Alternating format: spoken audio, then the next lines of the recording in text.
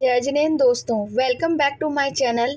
आज मैं आपको बड़े गांव जैन तीर्थ अतिशय क्षेत्र के दर्शन कराने के लिए ले जा रही हूँ।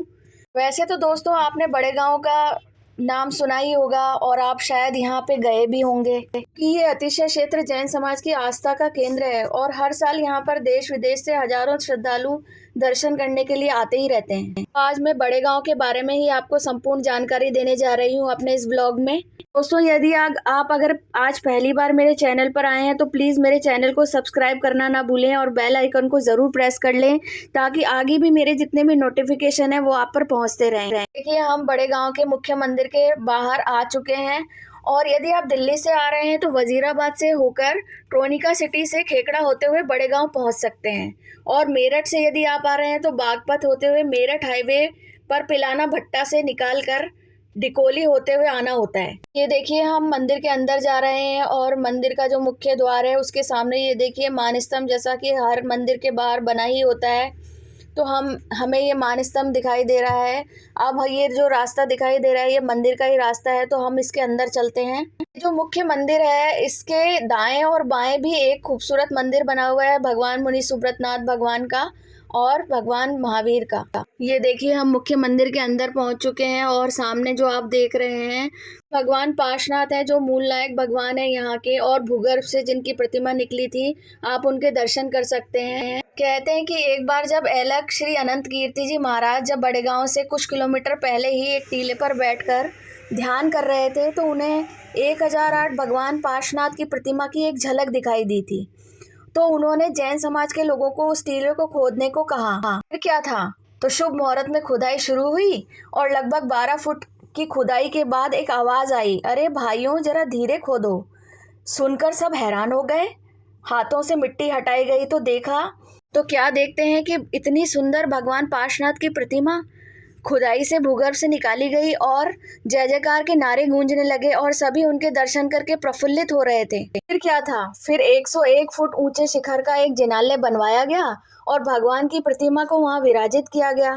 किले के पास ही आम के एक बाग भी था जिसमें 35 वर्षों के बाद भूगर्भ से भगवान विमलनाथ, आदिनाथ और भगवान महावीर की भी 4 प्रतिमाएं प्राप्त हुई और उन्हें चारों कोणों पर वेदियों का निर्माण करके विराजमान किया गया है इसी मंदिर जी में। देखिए आप यहाँ पर आकर उनके भी दर्शन कर सकते हैं और जो मुख्य मंदिर है उसके दाएं और बाएं हाथ पर भी एक एक मंदिर है, आप वहाँ पर जाकर उनके भी प्रतिमाओं के दर्शन कर सकते हैं। जैसा कि आप देख सकते हैं कि सामने मुनि सुब्रतनाथ भगवान की वेदी पर प्रतिमा स्थापित है और कितनी खूबसूरत प्रतिमा है, आप यहाँ पर आकर उनके भी दर्शन कर सकते हैं। अब हम वापस बाहर की तरफ चल रहे हैं। जो हमारे मुख्य मंदिर है उसमें जो भगवान पार्श्वनाथ की प्रतिमा है वो फागुन शुक्ल अष्टमी का दिन भगवान इसी में प्रकट हुए थे। ये देखिए ये चमत्कारिक हुआ है, यहीं से भगवान की मूल नायक प्रतिमा को यहाँ से निकाला गया था और यहाँ पे पीछे मंदिर जी में आपको रहने के कमरे और पार्किंग की व्यवस्था भी है। यहाँ पे शौचालय वगैरह, स्नानागार सभी कुछ है,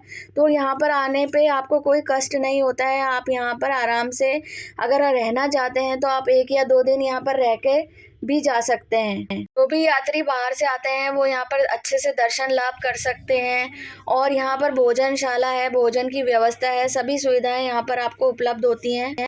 जैसा कि आप देख ही रहे हैं कि ये जो कमरे बने हुए हैं ये यात्रियों के निवास स्थल हैं। यहाँ पर लोग आके ठहरते हैं, जो लोग काफ़ी दूर से आते हैं तो वो यहाँ पर ठहर भी सकते हैं। मेरा तो ये कहना है कि आपको यहाँ आकर एक बार जरूर भगवान पार्श्वनाथ के दर्शन करने का सौभाग्य प्राप्त करना चाहिए। अब हमने मूल नायक भगवान पार्श्वनाथ के दर्शन करने के बाद अब हम बाहर जा रहे हैं और मंदिर से बाहर निकल के ये देखिए ये सारा मार्केट बना हुआ है और मंदिर जी के दाहिने हाथ से ही त्रिलोक तीर्थ का रास्ता जाता है। तो हम अब त्रिलोक तीर्थ के रास्ते की तरफ ही चल रहे हैं। तो यहाँ से ये देखिए यहाँ से हमें सीधा जाना है। तो अब हम त्रिलोक तीर्थ के रास्ते पर चल रहे हैं और ये देखिए यहाँ पर काफ़ी सारी शॉप्स भी हैं बाहर। अगर आप चाय वगैरह पीना चाहते हैं तो आप यहाँ पर चाय वगैरह भी पी सकते हैं, कुछ रिफ़्रेशमेंट वगैरह भी ले सकते हैं। ये देखिए काफ़ी सारा मार्केट यहाँ पर है। तो अब हम त्रिलोक तीर्थ के अंदर चल रहे हैं। ये देखिए, यहाँ से जैसे ही हम आगे बढ़ते हैं, ये मुख्य द्वार आ गया है त्रिलोक तीर्थ का। आप सामने देख सकते हैं कि भगवान आदिनाथ की काफ़ी ऊंची प्रतिमा आपको दिखाई दे रही होगी बाहर से ही। ये त्रिलोक तीर्थ देखिए काफ़ी बड़ा है और 16 मंजिल का है और इसमें ये चारों तरफ हरियाली हरियाली है। और जब हम अब धीरे धीरे इसकी तरफ बढ़ रहे हैं, यहीं से हमें भगवान आदिनाथ की प्रतिमा के दर्शन हो रहे हैं, जो कि 31 फीट ऊंची पद्मासन प्रतिमा है। ये जो त्रिलोक तीर्थ है ये भी 16 मंजिल का है, 317 फुट ऊंचा है। तो इसमें आपको तीनों लोक जो हैं वो दिखाई देंगे, उधर लोक, मध्य लोक और अधोलोक। उसके दर्शन आपको इस त्रिलोक तीर्थ में जाकर होंगे। वैसे तो इसमें काफ़ी सारी प्रतिमाएं हैं और 16 मंजिल का है, जैसा कि मैंने आपको बताया है। और भगवान आदिनाथ की जो प्रतिमा है वो काफ़ी ऊंची और पद्मासन अवस्था में त्रिलोक तीर्थ के शिखर पर विराजित हैं। कि हम त्रिलोक तीर्थ के शिखर पर हैं और वहाँ से मैं आपको दिखाती हूँ कि चारों तरफ इसके नीचे जो है वो काफ़ी खेत हैं, हरियाली है और काफ़ी सारे मंदिर हैं जो हमें दिखाई दे रहे हैं यहाँ से।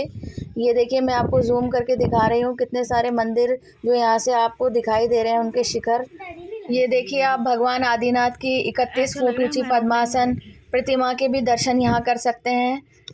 ऐसा भी कहा जाता है कि यदि आसमान साफ हो तो आप यहाँ से खड़े होकर लाल किले को भी यहाँ से देख सकते हैं। ये काफ़ी ऊंचा है, 16 मंजिल का है, जैसा कि आपको पता ही है। तो यहाँ पर लिफ्ट की भी सुविधा है, आप उससे लिफ्ट से आप ऊपर जा सकते हैं, लेकिन आपको वापस आने के लिए पैदल ही नीचे आना पड़ेगा। देखिए, अब हम नीचे वापस आ गए हैं और यहाँ पर काफ़ी सारे झूले हैं, जिम है और बच्चे कैसे एंजॉय कर रहे हैं। यहाँ पे पीछे देखिए, ये लोटस वाला एक मंदिर भी बना हुआ है जो कि अभी निर्माणाधीन है, अभी इसका निर्माण कार्य चल रहा है। तो हम अभी देखिए त्रिलोक तीर्थ से आगे वापस बाहर की तरफ चल रहे हैं। ये देखिए, त्रिलोक तीर्थ के आसपास ही नीचे की साइड काफ़ी सारे झूले हैं। ये देखिए, हमारे साथ जो बच्चे आए हैं वो यहाँ पर झूला झूलने की कोशिश कर रहे हैं और यहाँ पर कोई ज़्यादा चार्जेस भी नहीं है, सिर्फ 20 रुपीज़ का ही एक बच्चे का टिकट लगता है। देखिए, हमारे साथ सिद्धि और सिद्धांत ये देखिए टॉय ट्रेन का कैसे एंजॉय कर रहे हैं और खूब मज़ा ले रहे हैं। दोस्तों, आप यहाँ ज़रूर आइए और मिलते हैं नए व्लॉग के साथ। तब तक के लिए जय जिनेंद्र।